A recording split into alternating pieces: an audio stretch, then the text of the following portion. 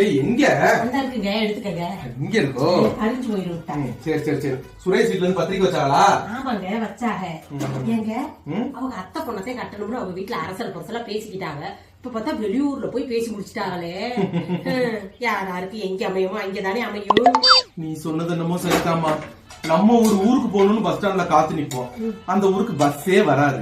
சரி, ரொம்ப நேரம் காத்து நிக்க கூடாதுன்னு வர்ற பஸ்ல ஏறிடலாம்னு நினைச்சா நமக்கு வர்றது ஒரு டவுன் பஸ்ஸாத்தே இருக்கும். சரி, டவுன் பஸ்னாலும் டவுன் பஸ்ன்னு ஏறி பாதி தூரத்துக்கு தான் போயிருப்போம். அப்ப ஒரு சூப்பர் ஃபாஸ்ட் கிராஸ் பண்ணி போகும் பாருங்க, நம்ம மனசு சொல்லும் கொஞ்ச நேரம் வெயிட் பண்ணிருந்தா சூப்பர் ஃபாஸ்ட்லயே ஏறி இருக்காங்க. என்ன பண்றது, நமக்கு வாச்சது இந்த டவுன் பஸ் தானே, நம்ம பயணம் பண்ணிட்டு போக வேண்டியதே. உங்களுக்காவது டவுன் பஸ் வாச்சு, எனக்கு ஒரு ஓட்ட பஸ் வாச்சு பிடிச்சு. அந்த பஸ்ல நான் ஏறிட்டு நான் பட்ட பாடு இருக்குதே. ஓடணும் தெரியாம எப்ப நிக்கணும் தெரியாம தவியா தவிக்க வேண்டியது பஸ்.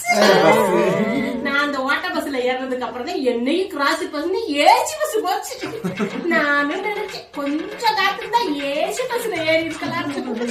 யாராருக்கு என்ன அமையணுமோ அதுதானே அமையும். சரிங்க.